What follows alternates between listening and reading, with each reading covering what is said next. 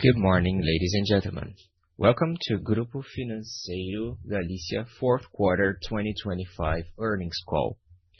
This conference is being recorded, and the replay will be available at the company's website at gfgsa.com. We would like to inform that all attendees will only be listening to the conference during the presentation, and then we will start the questions and answer section when further instructions will be provided. Some of the statements made during this conference call will be forward-looking statements within the meaning of the safe harbor provisions of the U.S. federal securities laws and are subject to risk and uncertainty that could cause actual results to differ materially from those expressed. Investors should be aware of events related to the macroeconomic scenario, the financial industry, and other factors that could cause results to differ materially from those expressed in the respective forward-looking statements. Now, I will turn the conference over to Mr. Pablo Firvida, Head of Investor Relations. You may begin your conference. Thank you. Good morning, everyone. I will make a short introduction, and then Gonzalo Fernández-Covaro, our CFO, will have some words. Latest figures indicate that Argentina's economy grew by 4.4% on average during 2025, and the primary surplus stood at 1.4% of GDP, with an overall fiscal result of 0.2% of GDP. The National Consumer Price Index recorded a 7.9% increase during the fourth quarter of 2025. Inflation for the year stood at 31.5%, significantly decelerating from the 117.8% recorded in 2024 and reaching its lowest level in 8 years. However, monthly inflation accelerated during the second half of the year and displayed a 2.8% increase in December after having reached lows of 1.5% in May and 1.6% in June. In January 2026, monthly inflation rose to 2.9%, while the year-on-year rate accelerated to 32.4%. On the monetary side, the central bank expanded the monetary base by 0.7 trillion pesos in the fourth quarter and by 13.2 trillion pesos over the year, bringing the year-on-year increase to 44.5% as of the end of 2025. In December 2025, the exchange rate averaged 1,448 pesos per dollar, reflecting a 29.5% year-on-year depreciation. As of January 1, 2026, both the floor and the ceiling of the exchange rate band began to adjust monthly in line with the latest available monthly inflation data. In December 2025, the average rate on peso-denominated private sector time deposits for up to 59 days stood at 26.6%, 6.4 percentage points below the December 2024 average. Private sector deposits in pesos averaged 104.1 trillion pesos in December, increasing by 10.6% during the quarter and 40.1% in the last 12 months. Time deposits rose 4.3% during the quarter and 44.8% in the year. Peso-denominated transactional deposits increased 18.3% during the fourth quarter and 35.2% in year-over-year terms. Private sector dollar-denominated deposits amounted to $36.4 billion in December 2025, increasing 11.7% during the quarter and 14.6% in the last 12 months. Peso-denominated loans to the private sector averaged 87.6 trillion pesos in December, showing a 10.4% quarterly increase and a 73% year-over-year rise. Private sector dollar-denominated loans amounted to $18.2 billion, recording a 0.5% quarterly decrease and an 83.6% annual increase.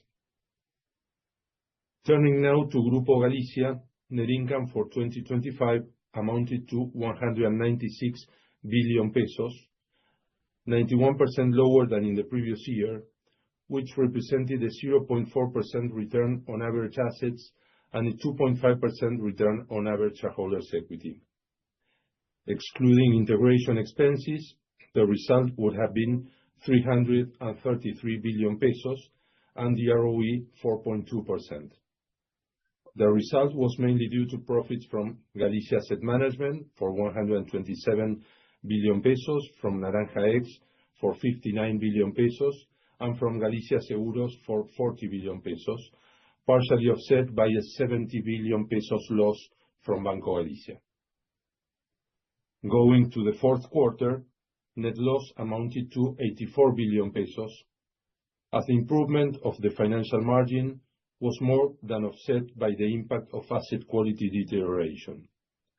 In the quarter, Banco Galicia recorded a 104 billion pesos loss, Naranja X a 49 billion pesos loss, while Galicia Asset Management and Galicia Seguros posted profits for 36 billion pesos and 27 billion pesos respectively. This loss represented a minus 0.7% annualized return on average assets and a minus 4.3% return on average shareholders' equity. The net result from Banco Galicia for the fiscal year was negatively affected by the non-recurring expenses related to the merger with HSBC, without which it would have reported a 60 billion pesos profit. In addition, during the year, the financial margin was negatively affected by changes in reserve requirement regulations and by a significant increase in interest rate, which had an impact on the cost of funding. At the same time, loan loss provisions increased significantly compared to 2024, mainly due to the increase in the retail loan portfolio delinquency rates. The most relevant factors for the deterioration of asset quality were the abrupt increase in interest rate in real terms, the loss of purchasing power of customers, and the disappearance of the dilution effect on installments related to a lower level of inflation. During the quarter, the bank reported a 105 billion pesos loss, decreasing 6% as compared to the loss of the third quarter. Operating income increased, reaching 164 billion pesos, up from the 6 billion pesos recorded in the previous quarter, due to a higher net operating income driven by improvement of financial margin, offset by higher loan loss provisions, which still showed an upward trend. Average interest earning assets reached 25 trillion pesos, 3% higher than in the previous quarter, primarily due to the increase of the average volume of dollar-denominated loans, which grew 9%.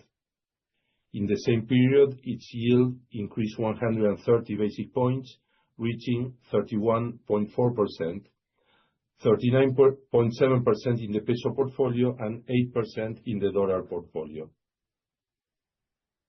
Interest-bearing liabilities increased 4% from September 2025, amounting to 22 trillion pesos, primarily due to an increase of the dollar-denominated deposits. During this period, its cost decreased 220 basis points to 14.3%. Net interest income increased 23% when compared to the third quarter because of a 7% increase in interest income and of a 9% decrease of interest expenses. Net fee income increased 4% from the previous quarter.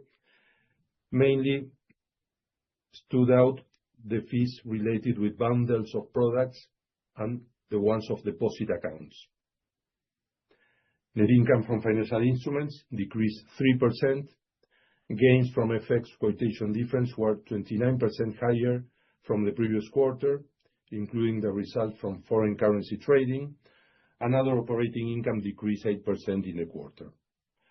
Provision for loan losses increased 42% in the quarter and 220% when compared to the fourth quarter of 2024.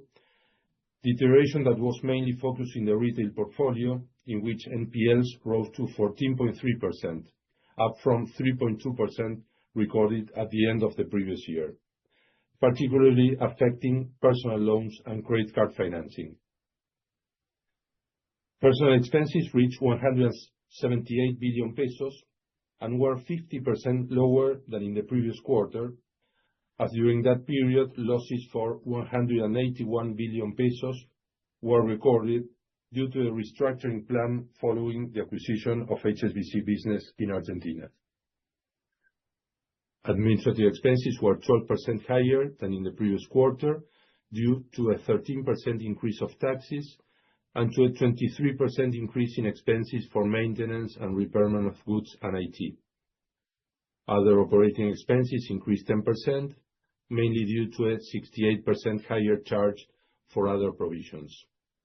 The income tax charge was positive as the pre-tax net income was a loss.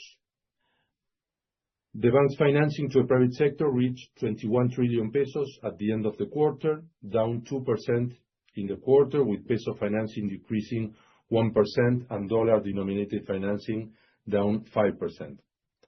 Deposits reached 26 trillion pesos, 4% higher than a quarter before, mainly due to a 6% increase in dollar-denominated deposits.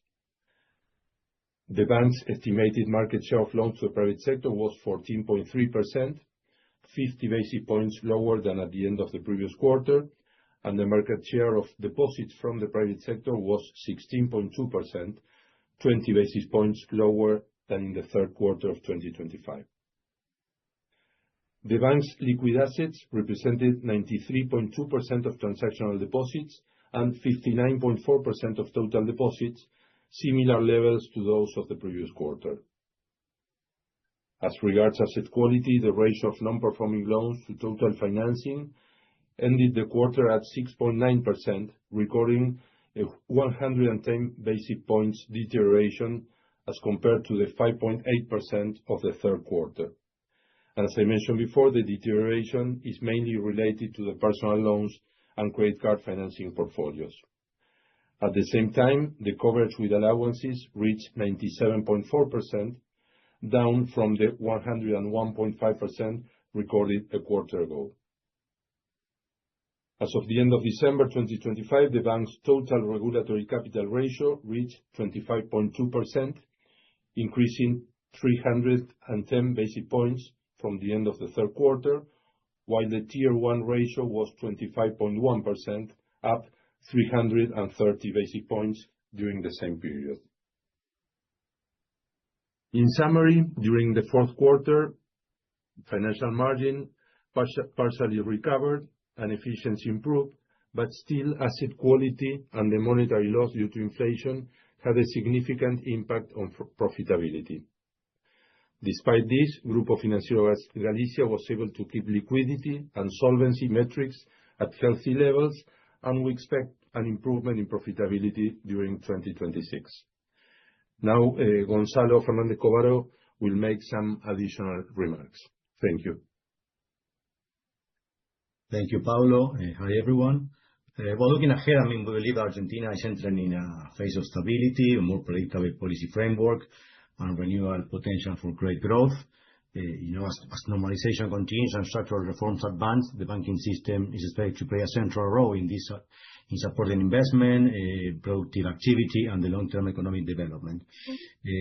So we see positive trends for the future for the country. Talking about 2026 specifically, we see inflation a bit higher than our first estimation, now at 23%, and GDP growing at 3.7%. We're keeping our projections of 25% loan growth for the year, but we see lower, pace at the first half and accelerating in the second half. That could put some pressure to our revenues.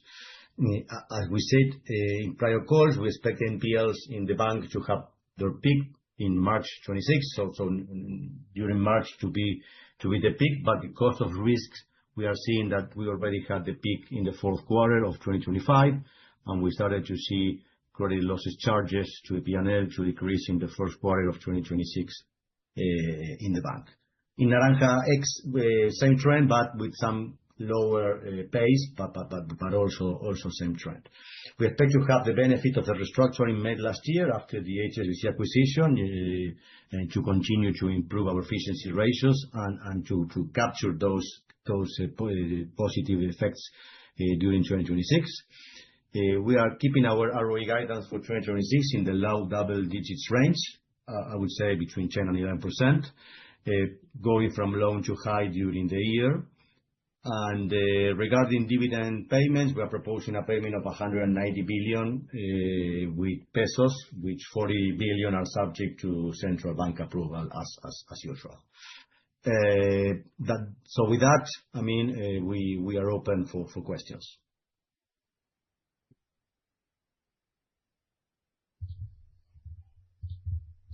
We are going to start the questions and answers section for investors and analysts. If you wish to ask a question, please press the button reaction and then click on raise hand. If your question has already been answered, you can leave the queue by clicking on put hand down. Our first question is from Mr. Brian Flores with Citi. Mr. Brian, your microphone is on. Hi, team. Gonzalo, Pablo, Etienne. Thank you for the opportunity. Gonzalo, just a quick follow-up on the 2026 guidance. So basically, you're maintaining around 25% real year-over-year growth. In deposits, should it be a bit lower? I think the last notion you provided was around 20%. So just wanted to confirm if these ranges are still valid. Yeah, I would say deposit between 15 and 20, but close, not material changes, I would say. Okay, perfect. And then something that caught our attention here is that we saw a strong maybe revision of the growth strategy, right? Because you were growing very fast in the first 3 quarters, and you slowed down significantly in the last quarter. Just wanted to check if you have changed your focus on growth, if we should see maybe Galicia losing a bit of market share in 2026 as this asset quality is digested, or do you think you will defend and keep it steady during 2026? No, I mean, our goal is to keep market share and also increase it, try to increase it. But I would say that maybe at a lower pace, as I said before, in the first half and accelerating in the second half. I mean, the last quarter, I mean, you saw mainly a slower pace in the consumer lending. We still are in the same scenario in the first quarter. But, you know, until we see that is the right time to accelerate again, that will be, we assume, later in the quarters. But in the whole year, we expect really to defend market share and to grow market share. In terms of commercial, lending, we have been seeing some lower demand from customers that they are, you know, as you know, NPLs in the commercial portfolio, in the wholesale portfolio are okay. But we are, you know, working with our customers and trying to accelerate commercial lending, where we see also a lot of opportunities. But to summarize the answer, the idea is to continue protecting, defending market share. But as we said, we see lower growth in the first half, I would say, and higher growth in the second half of the year. Thank you, Gonzalo. If I may, just a very quick follow-up. So in terms of potential catalysts, do you think the recovery could come more from the macro filtering to the micro, or do you think regulatory, this is more on the regulatory side than on the economic side? I would say that the macro should start, you know, accelerating, impacting the micro. That's something that we haven't seen maybe last year a lot. But we are expecting that the macro, I mean, I think it's a combination. We of course expect the macro to start accelerating the micro at some point, and we believe that the government should take measures to do that, because it's what the country needs. From regulatory side, I mean, we don't know what will happen, so we are not betting on changes on the regulatory side. Of course, at some point they may come, but that's something that, you know, we cannot manage, so we are not betting on that one. Thank you, team. Thank you.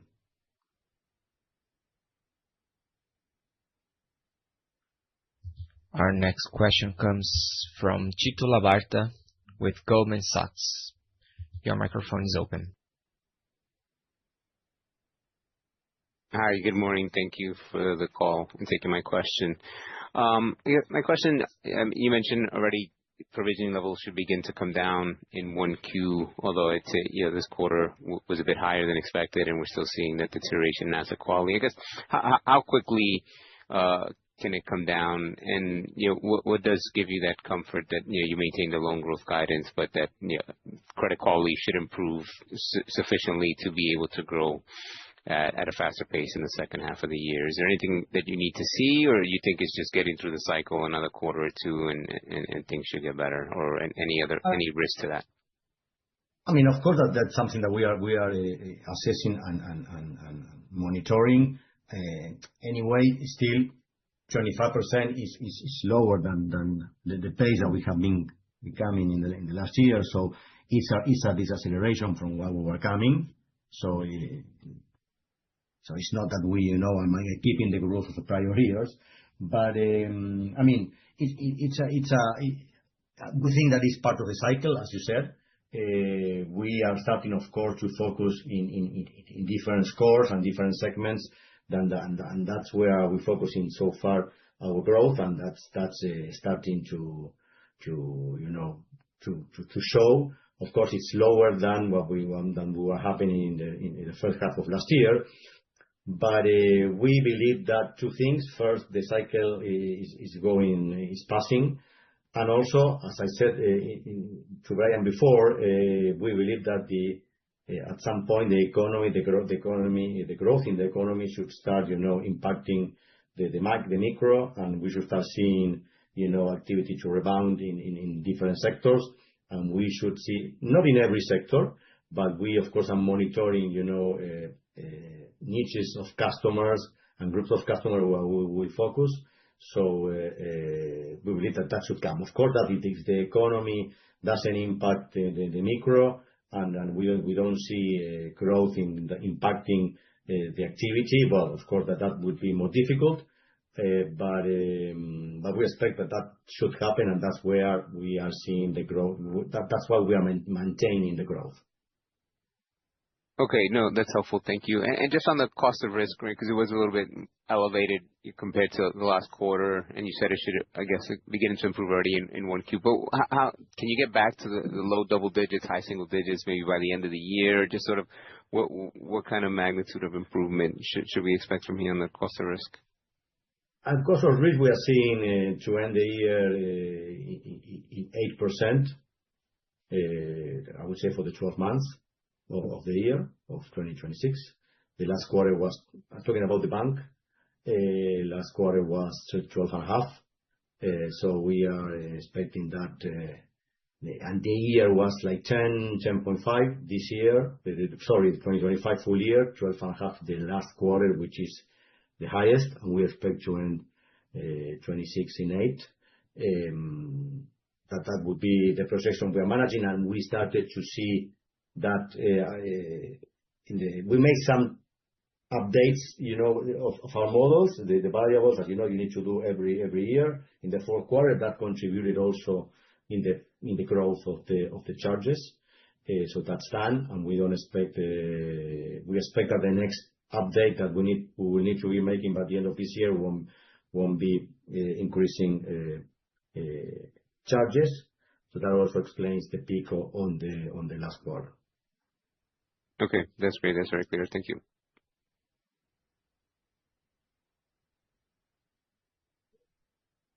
Our next question comes from Pedro Offenden with Latin Securities. Your microphone is open. Hello, Gonzalo, Pablo, Etienne. Thank you for taking my question. Wanted to ask on cost. Should we expect some restructuring or acquisition or integration cost throughout the year, or the one-offs are largely behind that? Hello. No, one-offs are largely behind, as you said. We'll continue, of course,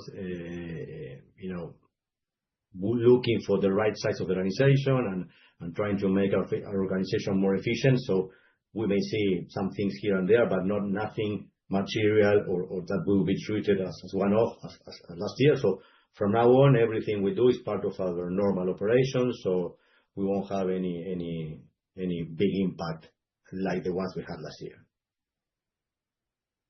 Okay, thank you. And do you have some target on efficiency or administrative expenses growth for the year? I mean, we expected to see a reduction of around 10 to 11% year-over-year, excluding the one-off of last year. No, if you consider the one-off of last year, the reduction will be higher.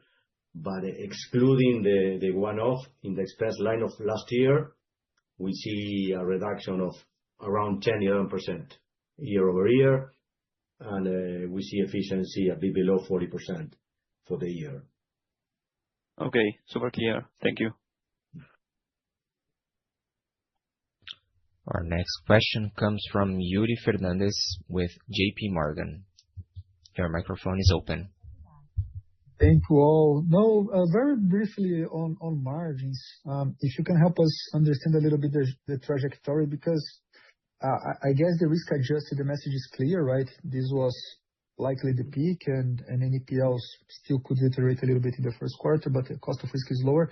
But I'd like to understand the margins, because if your cost of risk improves, maybe we could see, better risk-adjusted NIMs this year. So maybe just asking, could you see NIMs more stable or not? Like, what is the view, given the mix shifts towards commercial lending? And then my second question is regarding, I think like there are two big debates in Argentina, right? One is the ROE recovery, and the second one is growth, right? Like, when growth will pick up, like, could we see more than 20% real growth or not? How confident you are on those two? Like, if you were to pick just one for 2026, are you more comfortable that ROEs, they should recover to more normalized level, or are you more comfortable with growth? Thank you. Okay, let's go. I think the first question was NIMs. I mean, we see, as you know, last fourth quarter, we saw in December NIMs recuperating. Remember that October, November were still recovering from the higher spike in interest rates of the elections period. We see for the year, we see around 16.5% the margins for the bank. Total margin for the bank, 16.4%. Maybe starting a bit higher, around 17, 18, and ending in 16 during the year. But on average for the year, with the mix we are expecting, we see margins around 16.4% for the year. I mean, talking about growth and ROEs, I mean, I would say that we are, I would say, determined to protect our share in the market. So we are focusing a lot in, I mean, it's difficult to answer which are with the ones are more sure in an economy that is still recovering, and that we still depend on the economy evolution for the growth, of course.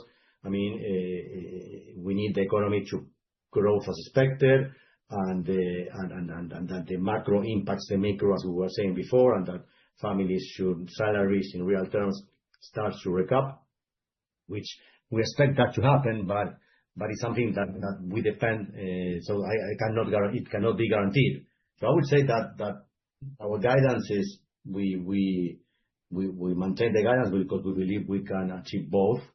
But of course, we depend on how the economy evolves, and not having any surprise like we had, for example, last year in the third quarter with the interest rate spike or stuff like that. I would say that still it depends on inflation. Remember that in inflation accounting for Argentine banks is a big thing. The lower the inflation comes and interest rates goes down, I would say that in relative terms, the higher the impact is when we compare with other banks in the region, for example, no? Because at some point we may end with an inflation of 15% or 12% and still booking inflation accounting, where other countries with 8% inflation are not booking it. So, and if you see, it's a big portion of our P&L. So at some point when that disappears, I would say that hopefully in 2028, that will help the Argentine financial system to improve our risk significantly. But on top of that, I would say that we can get to ROE levels above 15% next year.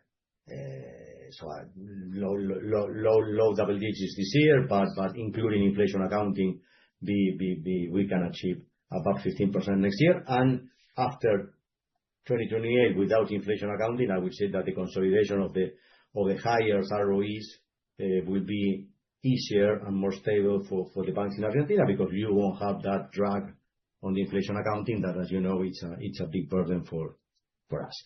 So in summary, I would say that we think that we can maintain both, but of course, in both cases, we depend on how the economy continues, also in the growth, in the top line, but also in the NPLs and the cost of risk that, of course, we are counting this to continue to improve because we see the economy growing and the families with enough disposable income, etc., etc. No, super clear. If I may, just on the growth, just to touch on deposits, I think the guidance is 15 to 20, right? Can you break down dollar and pesos on this?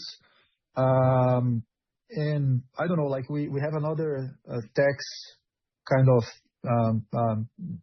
flexibilization, right? Like the dollar under the mattress kind of debate. Can this be helpful for deposits to grow this year? So just checking if funding could be, another point of this equation for growth. Thank you. Yeah, I mean, regarding the dollar deposit growth, we may see something with this change in the legislation. We don't expect to be as high as the prior effect that we had with the tax amnesty that we have, between last year and the year before. But some effect it may have. Remember that today our dollar deposits are almost half of our deposits. Our goal, of course, is to get more profits out of the dollar. So we are seeing how to, get more margins on those. I mean, trying to increase the dollar lending. But as you know, we have some restrictions in terms of who we can lend. But that's something that we are focusing a lot because it's increased. I don't know, Pablo, if you remember the growth divided by dollar deposits and peso deposits? It was basically we concentrated in the peso one, around 20%. Dollars is more sensitive to political environment, this type of legislation, as you said. And as we are not really making a good profit on dollar deposits, we really don't pay that much attention in a way. No, we forecast more the peso financing and funding more than the dollar one. That perhaps is also we cannot manage it as much as the peso funding. The peso was 20, the dollar, I think it was something like 15, but take it as a bulk number. Oh, super clear. Thank you very much for the clarification. Mm-hmm.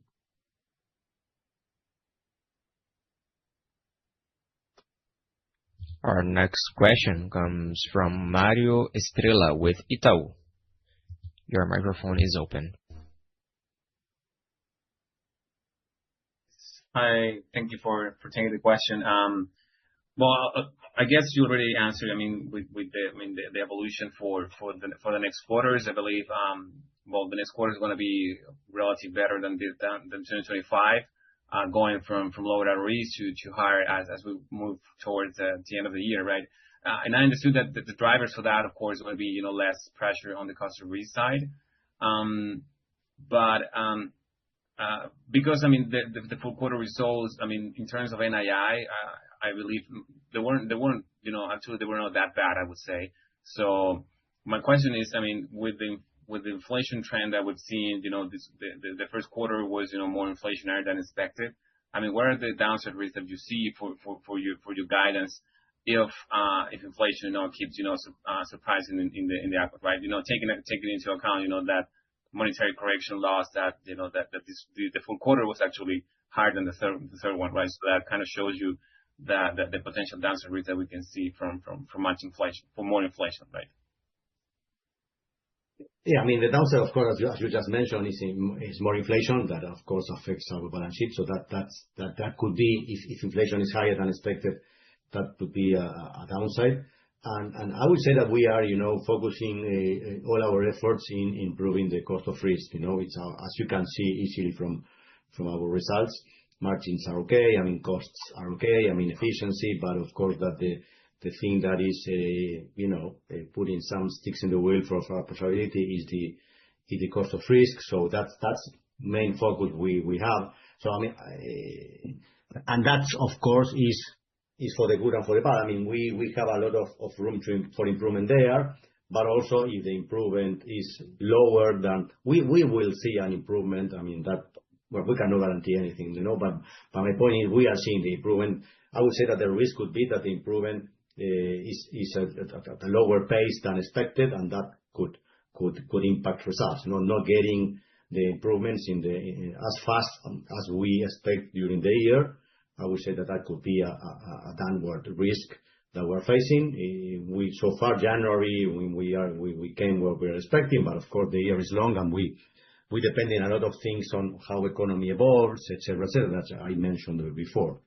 So, and on the other hand, top line is important. I mean, even though margins are still healthy, we depend, of course, in growth and in growing the top line, and of course that if we don't see the demand of lending because the economy has any deceleration or whatever, well, that could also, I would say that those two could be downwards risks. It's not our base case. We are expecting that the economy should help on that. But of course, those two are downward risk. In the cost side, I think we are okay. We have done a good job in restructuring. As you know, last year, more than 2,000 people from the HSBC acquisition. Of course, we continue to look for more alternatives to continue to improve efficiency. So we continue in that work to always find and adjust the right sizing of the organization. But I think those are more predictable or manageable by us. The other two, top line and NPLs of cost of risks, in our base case, those should come as expected. But of course, if we have different, evolution of the economy, and also, as we were discussing before, how the macro impacts in the micro, we need to start seeing that the economic activity, in more sectors moves faster. Well, that could be a downward risk, of course. Yeah, that's very helpful. Thank you. I understood that the ROE evolution for this year would be something around high single digits, and for the 27, something around 15%, right? I mean, based on improvement in asset quality, right? Is that right? Yeah. This year we're saying low double digits, or as you know, or high single, it's close. So yeah, you're on the right, but the idea is between 10 and 11 this year, and next year around 15 or above, and to stabilize those in 2028 without inflation accounting. But what you are on the spot, what you just described, yeah. Okay. Thank you. Thank you so much, guys.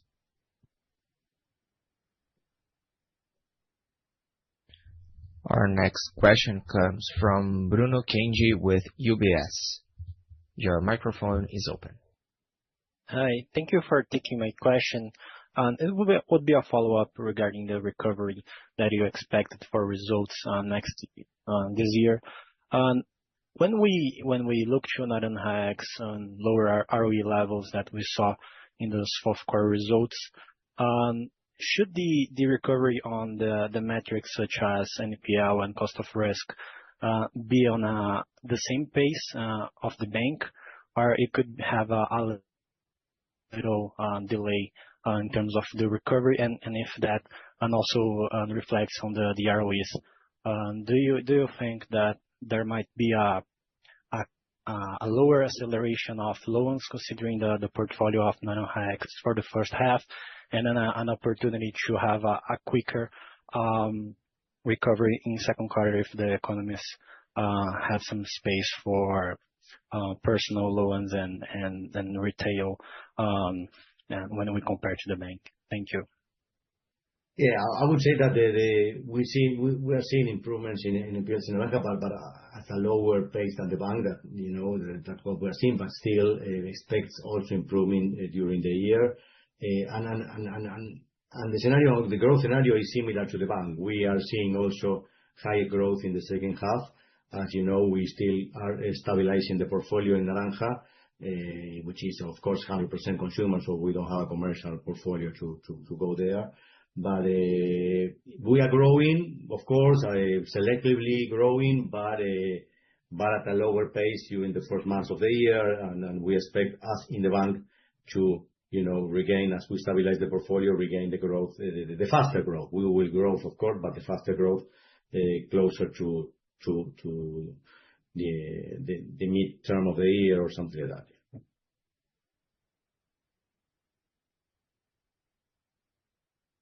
It's very clear. Thank you.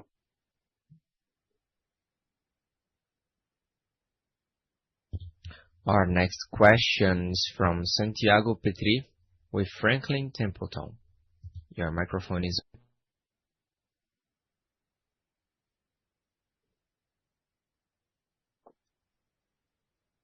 Can you hear me? Yeah. Okay, thank you. Hi, guys, for the presentation. Can you help us understand in which segments are you expecting to grow this year, this 20-25%? Is it commercial, consumer? And within commercial, which sectors do you see that you can lend to? I mean, we are growing. I mean, I would say that we are growing in the first half.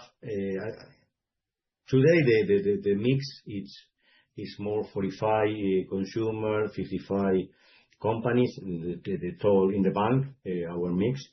I would say the first half, we are focusing a bit more in commercial. So maybe, by the end of the year, we will maybe, 60-40. So this year, we may see more growth in the commercial and the consumer. But of course, we are growing. We are going to grow both portfolios, but more towards the commercial portfolio, mainly because in the first half, we are lending at a higher pace than in the consumer side, as I said before.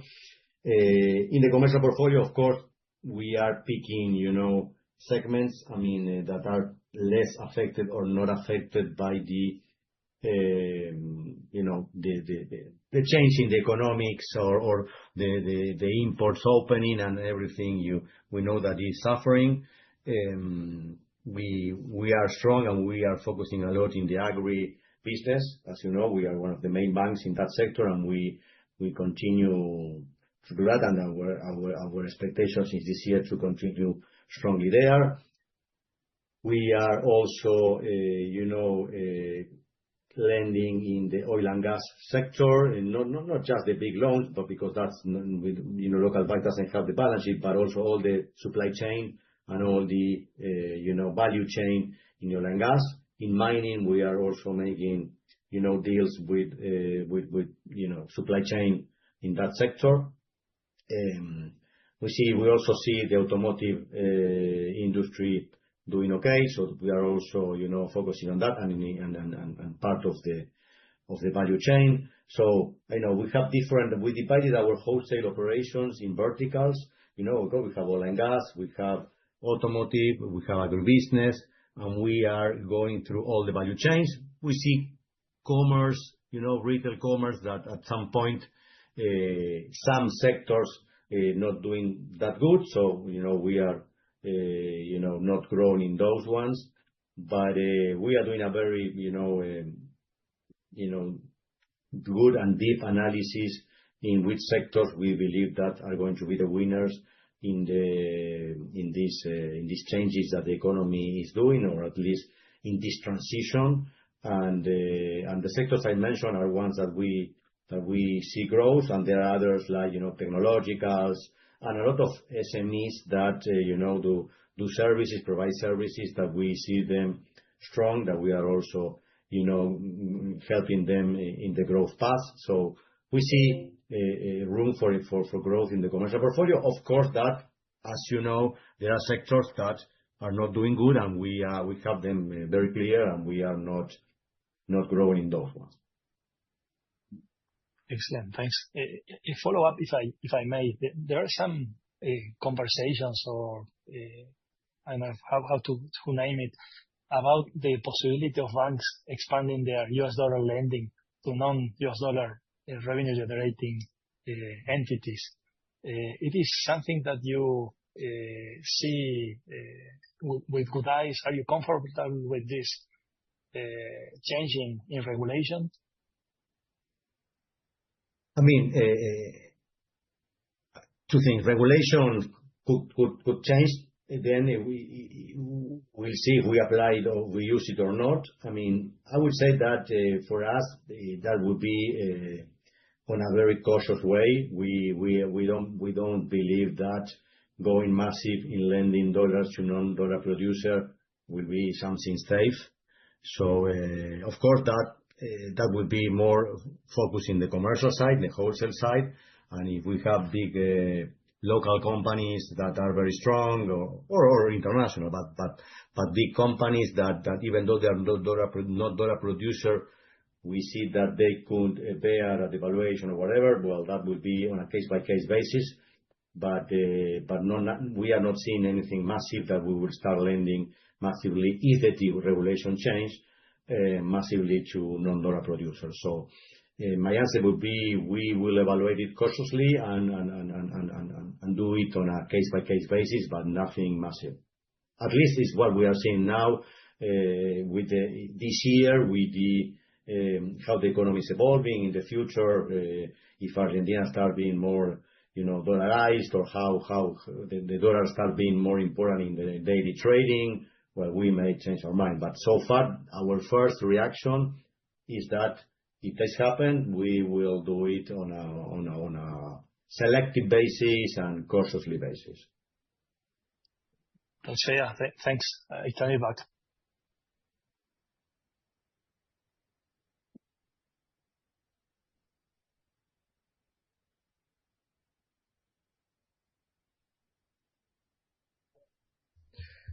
The questions and answers section is over. We would like to hand the floor back to Pablo Firvida for the company's final remarks. Okay. Thank you, everybody, for attending this call. As always, we are available if you have any further questions. Good morning and good afternoon.